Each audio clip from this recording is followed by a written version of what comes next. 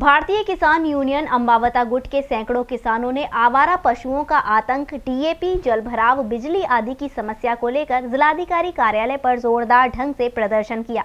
प्रदर्शन के दौरान किसानों के आक्रोशित रूप को देखकर पुलिस प्रशासन सतर्क रहा।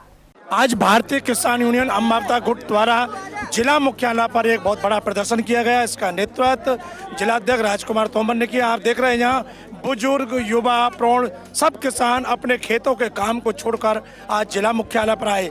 60-60, 70 किलोमीटर, 80 किलोमीटर दूर चलकर आए और ऐसे मौसम में जहाँ उन्हें अपने खेतों पर होना चाहिए क्योंकि इस समय खेती का कार्य है, लेकिन वो आज यहाँ आए तो निश्चित बात है कि उनकी कोई गंभीर समस्या रही होगी। और आपने देखा विशाल उन्होंने रैली निकाली, प्रदर्शन किया। यद्यपि आज जिला मुख्यालय बंद है, छुट्टी है, लेकिन फिर भी वो यहाँ आए और सिटी मजिस्ट्रेट को अपना ज्ञापन सौंपा है।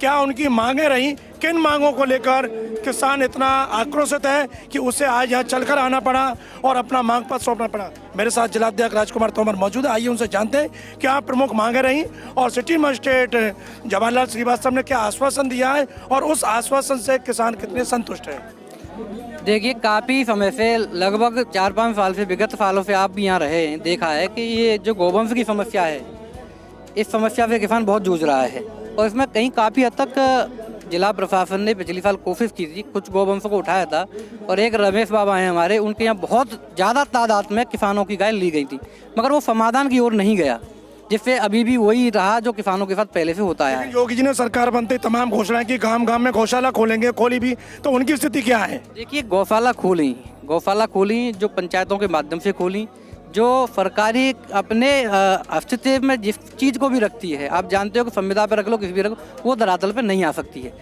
पंचायत के स्तर पे खोली गई, ना उनको प्रधान सचिव का कोई उन पर इंटेक्शन नहीं रहा, और रहा भी तो उसमें ये रखा गया कि एक प्रति गाय जितनी होगी उसके लिए 30 रुपये आएगा। ये हम भी जानते हैं कि 30 रुपये में किसी गाय का पेट नहीं भर सकता, तो इसलिए वो योजना योगी जी की बिल्कुल फैल रही, उससे कोई गौशाला आज मेरे ख्याल से जनपद में संचालित तो नहीं है। तो समस्या उतनी ही है जितनी 5 साल पहले थी। रही बात यहाँ जनपद स्तर की, जिसको हमने कई बार ज्ञापन दिया है, डीएपी खाद की इतनी बड़ी समस्या है, जैसे कि मैं रिकॉर्ड देखा है और आपने भी रिकॉर्ड देखा था कि डीएपी पिछली साल से भी ज़्यादा किसानों की सोसाइटियों पर गया है, ये सही बात है। परंतु जो हम लोग प्राइवेट से खरीदते थे, तो कम से कम 60 से 70% किसान प्राइवेट से लेता था। वो प्राइवेट दुकानों ने अपना जो गोदाम है बिल्कुल अभी तक नहीं खोला है, वो 1900 और 1700 में उसको बेच रहे हैं। तो इसके लेकर किसानों की डिमांड बढ़ी तो ये ब्लैक में पहुंच गया। इसको प्रशासन को जो कालाबाजारी हो रही है उसको रोकती है, प्रशासन इसमें कामयाब रहता है, तो मैं कहता हूं खाद की बिल्कुल कहीं कमी नहीं रहेगी।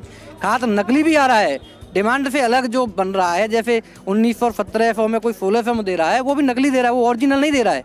तो इस पर प्रशासन की नज़र रखनी चाहिए और जब तक कालाबाजारी बंद नहीं होगी तब तक खाद की परेशानी किसी भी जनपद में, मैं ये कह रहा हूँ हर जनपद में जितने भी प्राइवेट स्टेशन वाले, जितने भी खाद बीज वाले दुकान वाले हैं, सब ने ये कालाबाजारी के चक्कर में ये डिमांड जो है बढ़ी है। और क्या मांगे इसके अलावा? जो सिंचाई, देखो हमारे यहाँ के मंत्री भी हैं, बड़े दुर्भाग्य की बात है कि ऊर्जा मंत्री हमारे क्षेत्र से हैं, मथुरा वृंदावन से हैं।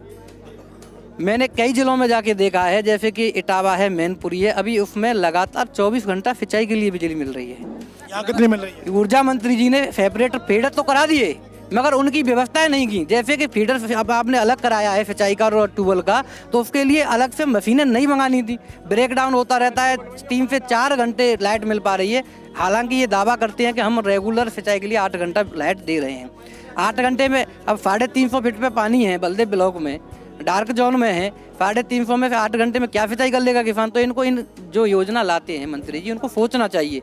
चलो हम ये भी कह रहे हैं कि आप 8 घंटा भी लगातार दे दो तब भी हमारी सिंचाई हो जाए, मगर वो भी ब्रेक डाउन होता है क्योंकि लाइन जितनी है जर्जर हैं, ओसीबी मशीनें ख़राब हैं, बिजली घरों पे कोई व्यवस्था नहीं है। तो ये सरकार भी पहले, ये मंत्री भी पहले, किसान बड़ी परेशान होकर आज बहुत सारा काम चल रहा है। आपको पता है सिंचाई का, आलू का भी सिंचाई बुवाई चल रही है, गेहूँ भी चल रहा है, सरसों की निराई गुड़ाई चल रही है। तो इसको न देखते हुए भी फिर भी काफ़ी संख्या में यहाँ किसान आए हैं। तो इसके नाम ज्ञापन सौंपा आपने? देखिए, हमने जनपद स्तर का अभी जो जीएम साहब को दिया है, जिला अधिकारी की ही समस्या है, सिंचाई की समस्या है। एक बचगांव में 2000 एकड़ अभी तक जलमग्न है, जो बर्फा हुई थी, उसको अभी तक कोई ना बर्मा लगाया गया, ना उसकी कोई पानी निकालने की सुविधा की गई। सबसे आप आश्चर्य की बात तो ये है कि अभी जो अतिवृष्टि हुई थी, बर्फा हुई थी जनपद में, उसमें जितने भी SDMF हमने आकलन किया है 25%, हालांकि 33% से ऊपर मुआवजा मिलता है और छाता के लिए 35%। क्या ये मथुरा जनपद में छाता ही एक ऐसा तहसील है कि जिसमें बारिश हुई, इसमें बारिश नहीं हुई? ऐसा क्यों? ये तो ये यहाँ के जिलाधिकारी बताएंगे, या किस नेता का दबाव है, किस मंत्री का दबाव है, मैं क्यों कहूँगा? ये तो जिलाधिकारी बताएंगे। क्या छाता में ही नुकसान हुआ है?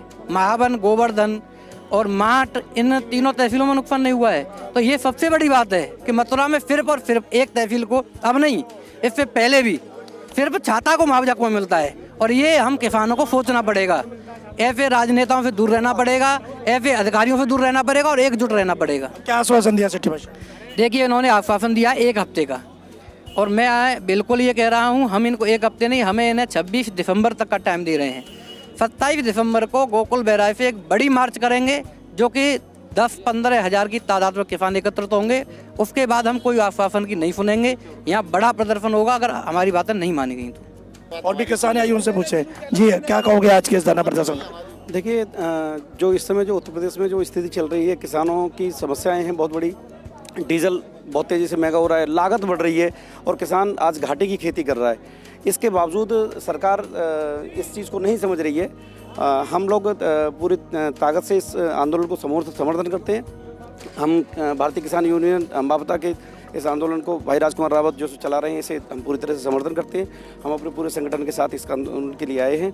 और जब तक कौन सा संगठन है आप? हम लोग, मैं प्रगतिशील समाजवादी पार्टी से जिलाध्यक्ष हूँ, और जिले स्तर पे हम लोग इस संगठन कार्यक्रम को जो चलाया है इन्होंने, इसको पूरी तरह से समर्थन दे रहे हैं हम लोग।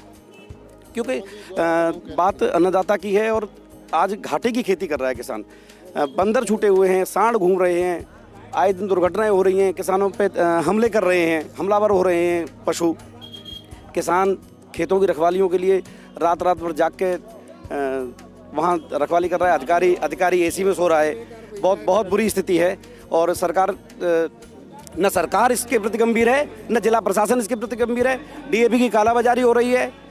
आगे पहले भी सरकारें रही हैं, किसी प्रकार की समस्या नहीं है। आलू की फसल बिल्कुल बुवाई का टाइम है, 25 अक्टूबर से बुवाई शुरू हो जाती है।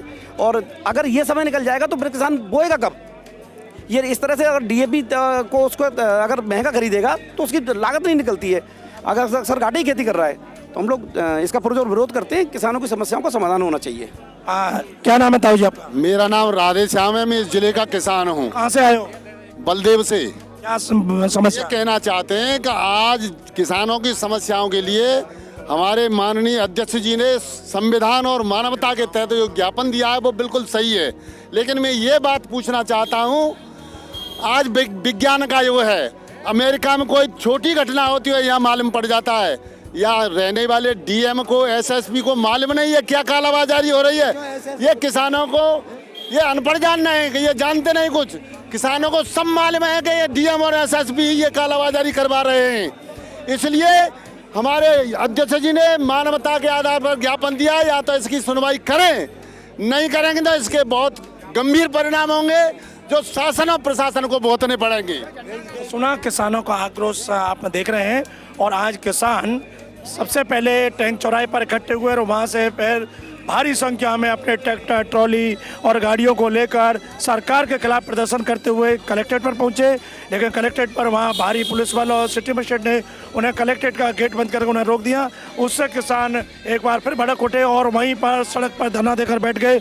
और उन्होंने तो ये कह दिया कि अब हम जिलाधिकारी के आने पर ही यहाँ से उठेंगे, उन्हीं को ज्ञापन सौंपेंगे। लेकिन बाद में काफ़ी मान मनब्बल के बाद सिटी मजिस्ट्रेट और सीओ सिटी ने उनको मनाया और उसके बाद राजकुमार तो मैंने आपने देखा उनको ज्ञापन सौंपा है। 7 दिन का उन्हें समय दिया गया कि 7 दिन उनकी मांग को पूरी करें, अन्यथा फिर 26 दिसंबर से किसान जिले भर के इकट्ठे होकर और गोकुल बैराज पर धरना प्रदर्शन जाम लगाएंगे, बड़ा आंदोलन खड़ा करेंगे। अब देखना है कि अन्नदाता की इस मांग को जिला प्रशासन कितनी गंभीरता से लेता है और कितनी जल्दी उन्हें पूरी करता है। जी9 न्यूज़ के लिए कैमरा पर्सन रिंकू वर्मा के साथ सुशील गोस्वामी, मथुरा।